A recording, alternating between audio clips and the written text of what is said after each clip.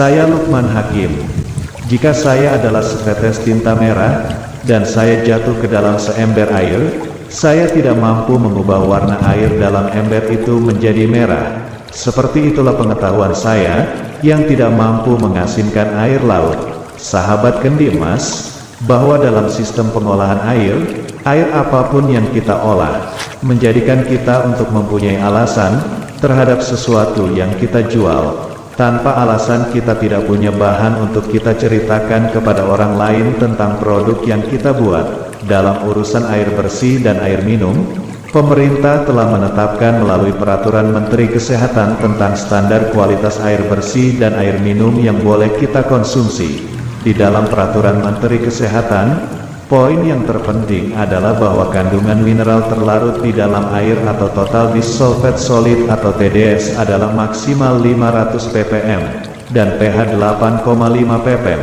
Air haruslah bersih, bening, tidak berbau dan tidak berasa. Dengan adanya standar yang telah ditetapkan dalam Permenkes tersebut, maka kita semua mempunyai tolok ukur kualitas air seperti apa yang dapat kita olah dan kita produksi untuk kita pasarkan. Sahabat kendi emas, di lapangan kita temui banyak pebisnis air yang menawarkan air dengan total dissolved solid atau TDS yang sangat rendah, berkisar antara 0 hingga 90 ppm. Air minum dengan standar TDS 0 hingga 90 ppm adalah tidak tertulis, dan hanya iklan persaingan yang dilakukan oleh para pebisnis dalam menentukan standar air jualannya masing-masing. Persaingan pelaku usaha air ini menjadi peluang juga bagi produsen penyedia perangkat dan aksesoris pengolahan air. Kemampuan untuk menawarkan produk ini memberikan alasan kenapa banyak perangkat dan aksesoris tambahan untuk pengolahan air bersih dan air minum menjadi pilihan alternatif bagi pengelola usaha air bersih dan air minum. Sahabat kendi emas, 30 tahun lalu, saya mengenal pola usaha dan sistem pengolahan air bersih dan air minum. Saya mempelajari sistem pengolahan air yang baik yang memberi efek baik dari segi peluang usaha, kebaikan dari kualitas air itu sendiri dan semakin fokus pada manfaat air untuk kesehatan. Saya melakukan studi kepustakaan, membaca, mendengar, menonton dan mentelaah buku-buku tulisan, laporan, makalah, skripsi, jurnal, riset dan karya ilmiah lainnya yang berhubungan dengan air, baik oleh ahli dan ilmuwan Indonesia maupun negara lain. Dari studi tersebut, saya melakukan penelitian, percobaan, survei lokasi, pengamatan, uji hasil dengan dukungan laboratorium pemerintah, laboratorium swasta, dan juga perusahaan mitra pendukung produk, melakukan wawancara, melakukan diskusi, dan menentukan kesimpulan hasil kualitas air dari suatu sistem pengolahan air sesuai standar Permenkes, standar Badan Kesehatan Dunia dan kebutuhan air sesuai kondisi fisik dan kesehatan tiap individu. Pada akhirnya, saya dapat melakukan sendiri, menentukan sistem pengolahan air yang terbaik bagi kepentingan sahabat kendi emas semua. Berbagai hasil tentang jangkauan air, TDS, pH, molekul air, tentang klaster, tentang keasaman dan alkalinitas air, tentang pengaruh material media dan pilihan media penyaring, tentang parametrik dan paramagnetik air, pengaruh mineral alam terhadap air sudah dapat saya buat dan lakukan. Hanya ada konsep pemahaman keliru antara para pelaku air dan para medis yang selalu memaksakan pemahaman antara manfaat air dan faktor efek penyembuh. Penelitian di bawah mikroskop, penelitian perubahan fisika air, penelitian perubahan elektrolisis air, penelitian perubahan kimia dan fisika air, baik tertulis dan yang dilaporkan maupun hasil penelitian yang tidak dilaporkan secara umum tidak mempengaruhi pendapat para medis tentang air sebagai obat penyembuh bagi orang sakit. Banyak hasil penelitian yang melahirkan konsep parametrik air, pemecahan molekul air, kelembutan air, pengaruh air terhadap kesehatan, tetap dibantah oleh para medis, dengan argumen bahwa belum ada penelitian bahwa air dapat memberikan efek kesembuhan bagi manusia yang memberikan arti bahwa air tetaplah air. Walaupun dalam situs-situs resmi rumah sakit, kedokteran dan para medis menyatakan bahwa belum ada bukti medis bahwa air dapat menyembuhkan, tidak sedikit pun mengendorkan niat saya untuk tetap mempelajari sifat-sifat air dan kualitasnya, serta terus mempelajari dan meneliti kualitas air dan pengaruh air bagi kesehatan. Semakin saya mengetahui tentang perdebatan ini, justru mendorong saya untuk mencari alasan bahwa air dapat memberikan dampak pemulihan bagi kesehatan. Saya memberikan sebuah contoh kasus tanpa nalar. Jika ada seseorang sakit kemudian diberikan air yang lembut, halus dan segar yang disertai dengan doa, lalu orang yang sakit meminumnya, beberapa waktu berselang pasien tersebut sembuh. Apakah sembuh karena air? Karena kepercayaan orang itu terhadap air? Karena doa? Atau karena air itu sendiri melautkannya? Kemanakah penyakit itu pergi? Dan apa penyebab penyakit itu pergi? Jika kita melihat contoh ini, apakah kita tidak bisa memberikan argumen bahwa air dapat menyembuhkan? Jawabannya adalah bisa iya, juga bisa tidak. Mengutip pendapat Masaru Emoto, pakar penyembuhan alternatif, air yang tercemar dapat dipulihkan melalui doa dan visualisasi positif. Demikian juga pendapat Profesor Gerald Pollack, bahwa air heksagonal berperan dalam sistem perbaikan metabolisme dan enzim tubuh. Sahabat kendi emas, dari berbagai pandangan dan pendapat ahli, saya Lukman Hakim, berkesimpulan bahwa peran air terhadap obat bagi kesehatan masih berlaku pada tingkat pengobatan alternatif dengan korelevansi fisika, sementara obat penyembuh dalam dunia medis berorientasi pada kimia. Walaupun sebagian dari kandungan air adalah bagian dari kimia pengobatan medis. Dengan pernyataan para medis bahwa belum ada pembuktian bahwa air adalah obat penyembuh penyakit, pada akhirnya saya menemukan gambaran jelas sendiri bahwa air bukan obat penyembuh penyakit. Jadi mari kita balik otak kita. Air penting bagi kesehatan manusia karena 99% tubuh manusia terkandung air, mulai dari ujung kaki hingga ujung rambut. Kurang air manusia sakit, tanpa air akan mati. Air menopang kesehatan dan stamina tubuh. Dengan stamina dan kualitas tubuh yang baik, tubuh akan mampu melawan penyakit. Jadi air bukan obat menyembuhkan penyakit, tetapi air mampu dan membantu mendorong pemulihan kesehatan dan menciptakan kualitas hidup menjadi baik. Dr. Musik John, yang hidup tahun 1932 sampai tahun 2004 telah membuktikan bahwa air heksagonal telah lama dikenal karena khasiat penyembuhan dan efek obatnya. Dr. Jacques Benveniste 1981 penggagas memori air. Air menyimpan masing-masing dari jutaan bahan, dengan bahan yang bersentuhan, dalam struktur jaringnya. Memori ini tetap ada meskipun air telah difilter dan dibersihkan secara kimia dan mekanis, kemungkinan masih mengandung informasi yang tertinggal. Masaru Emoto, sejak 1999 menerbitkan beberapa buku berjudul Messages Water. Hipotesisnya adalah, bahwa kesadaran manusia memiliki efek pada struktur molekul air. Air mengambil resonansi energi. Air yang tercemar dapat dipulihkan melalui doa dan visualisasi positif. Bahwa air memiliki energi positif, air membentuk kristal yang indah dan rumit, dan sebaliknya jika air memiliki energi negatif, kristal akan pecah, berubah warna, dan tercemar. Profesor Emilio Del Giudis adalah seorang fisikawan Italia, terkenal karena mempelopori teori medan kuantum materi lunak air terkondensasi. Hal ini dijelaskan dalam buku Quantum Coherent Water and Life. Sahabat kendi emas, Profesor Gerald Pollack, secara resmi mengklaim bahwa ada fase keempat air, bukan H2O tapi H3O2, dan bisa disebut air hidup. Ini lebih kental, padat, dan basa daripada air biasa, memiliki muatan negatif, dan dapat menyimpan energi seperti baterai. Air heksagonal adalah struktur geometris kristal yang dibentuk oleh 8 molekul air, bintang tetrahedron atau bintang Kepler. Ini dianggap sebagai struktur air yang paling stabil dalam keadaan cair. Dari tampilan profil bentuknya dapat dilihat sebagai bentuk segi enam yang sempurna. Geometri khusus ini menghasilkan efek yang disebut koherensi molekuler. Koherensi molekuler memperkuat kemampuan alami air untuk mengarsipkan dan mentransfer informasi. Suatu jaringan air disebut koheren, yaitu ketika air mampu mempertahankan beberapa stabilitas saat molekul bergerak.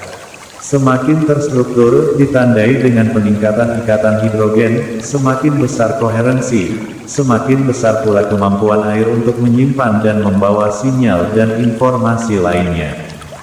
Dalam dunia fisika, ini disebut sebagai koherensi kuantum. Pada bagian yang sangat kecil kuantum, terdapat kesatuan dan kerjasama koherensi.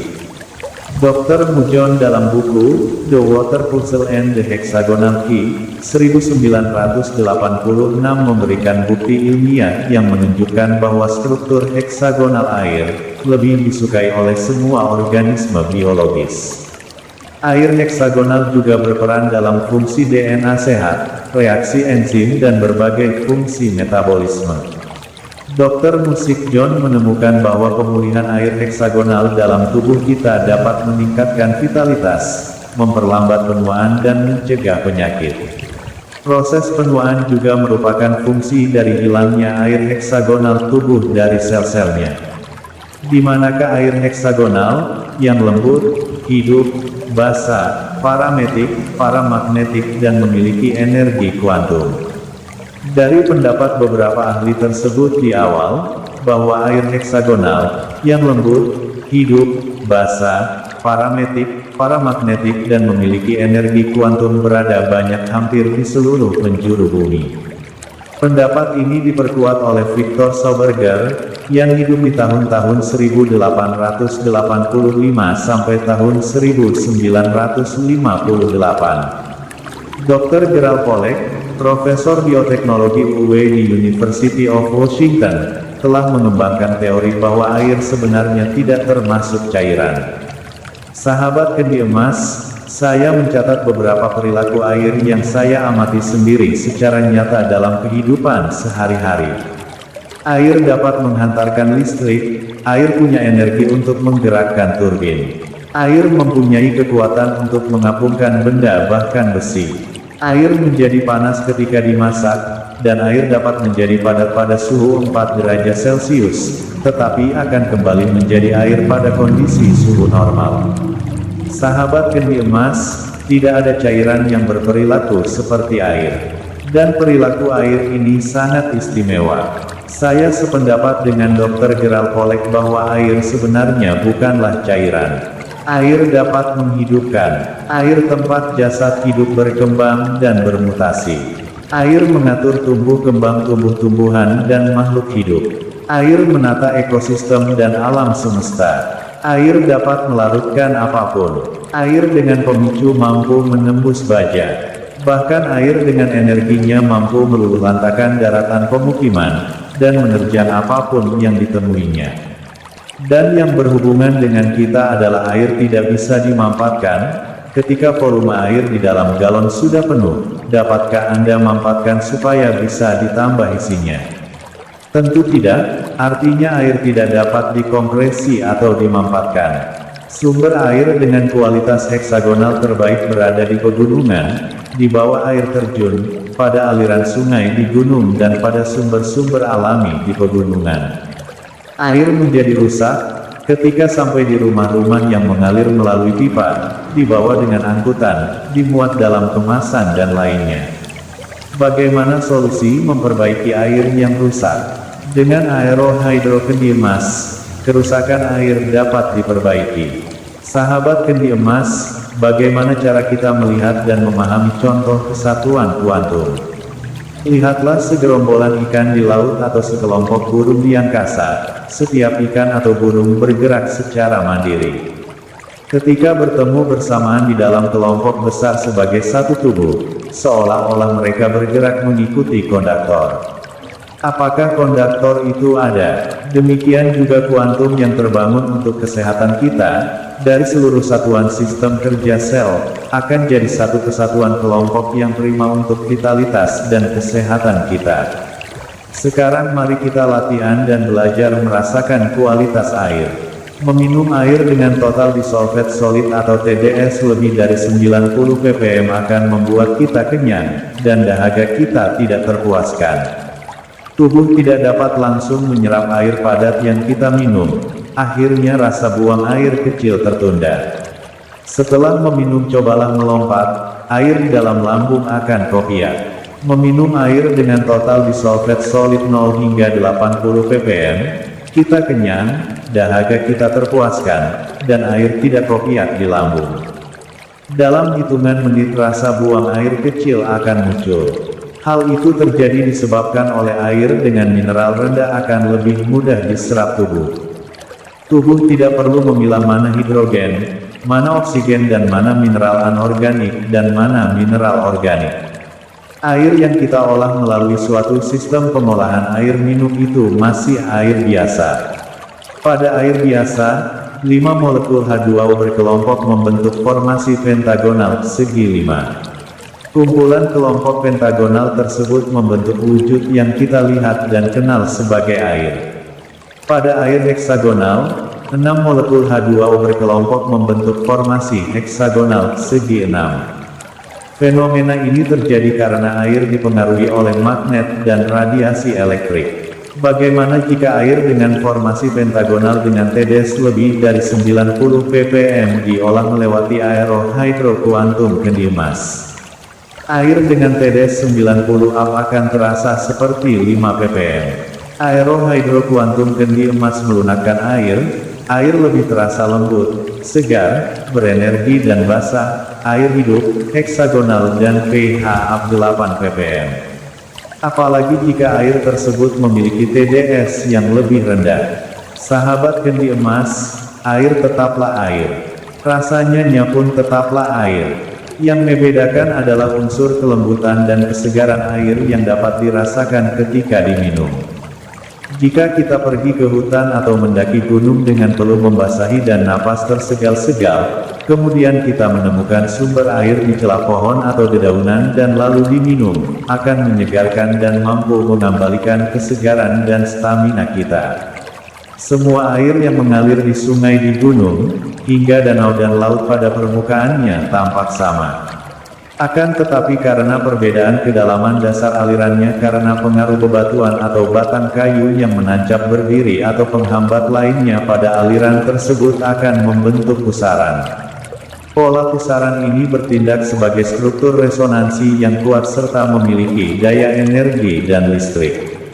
Arus pusaran ini adalah salah satu rahasia dari sensitivitas besar air terhadap kekuatan alam semesta. Kecepatan gerakan air dalam pusaran memiliki irama sendiri. Secara berirama dari pusarnya ia meluas dan melebar yang terus berkaitan. Pusaran ini benar-benar seperti gulungan tali yang kuat terikat tanpa memperlihatkan tangan penggulungnya. Proses alami yang menjadikan air heksagonal di pegunungan. Air heksagonal yang sejuk, dingin, lembut dan basah tidak sampai ke rumah kita. Alasan perjalanan air melalui pipa, dan angkutan yang membawanya membuat air ini kehilangan muatannya. Tetapi dengan pengetahuan dan teknologi, kita mampu membuat air heksagonal dan menghadirkannya di rumah kita sendiri, dengan menggunakan produk aerohydro kendi emas. Aerohydro kendi emas adalah alat yang dibuat oleh kendi emas untuk mengembalikan struktur air ke asalnya. Bagaimana struktur aerohydro? Mengadopsi istilah dari gerak senam aerobik yang terpola dan berirama, ritmis, kesinambungan, dengan tekanan dan perenggangan dan mengamati aliran air terjun, lintasan alirannya dan memperhatikan pendapat para ahli tentang air heksagonal, dan manfaatnya bagi kesehatan. Maka saya mewujudkannya dalam bentuk produk Katrit Aerohydro. Air mengalir melalui tekanan dan impitan medan magnet secara terpola dan berulang, kemudian direnggangkan dengan batuan alami pilihan dan diberi energi dengan batuan Varinfrared Product of Medical Korea, menghasilkan air dengan formasi rangkaian molekul H2O yang cenderung membentuk kelompok kecil dan stabil, misalnya air heksagonal H2O6. Dan dirasakan secara langsung bahwa air yang dihasilkan dari cartridge ini terasa lembut, segar, basah dan mendukung hidrasi yang sehat. Sahabat kendi emas, mengutip tulisan pakar gizi Mahani SPMC yang dirilis kompas.com. Sifat air heksagonal yang membentuk kelompok kecil H2O6 dan stabil sangat menguntungkan kesehatan tubuh manusia. Ia lebih mudah masuk ke dalam sel, mengaktifkan proses metabolisme sel, dan menghasilkan lebih banyak energi. Selanjutnya, ia juga lebih efektif melarutkan dan membuang zat sisa metabolisme yang bersifat racun bagi tubuh. Cairan tubuh manusia terdiri atas 3 golongan. Air heksagonal menempati porsi terbesar yaitu 62%. Air pentagonal 24%, dan sisanya 14% berbentuk tetrahedral yang terkait satu sama lainnya membentuk rantai. Oleh karena itu tubuh kita sangat membutuhkan air heksagonal. Penurunan volume air heksagonal dalam cairan sel tubuh hingga 50-60% akan menyebabkan kematian. Keberadaan air heksagonal sangat positif bagi kesehatan tubuh. Ia dapat meningkatkan kualitas cairan sel tubuh, memberikan lebih banyak energi pada sel, membantu melindungi inti sel dari zat sisa metabolisme, meningkatkan kemampuan sel menetralisir dan membuang toksin, meningkatkan kandungan oksigen dan daya serap terhadap zat gizi, serta meningkatkan kemampuan sel untuk memperbaiki diri. Manfaat Aerohydro bagi usaha air minum. Jika di rumah Anda atau pada depot air minum Anda terpasang cartridge ini, pelanggan akan merasakan sensasi air minum yang luar biasa, segar, tidak nyegrak di tenggorokan, air basah, pH air meningkat secara merata. Kualitas air dari produk reservoir osmosis RO yang pahit atau asam, akan teratasi dengan produk kendi emas ini. Produk Aerohydro tanpa pembanding dan tanpa pesaing.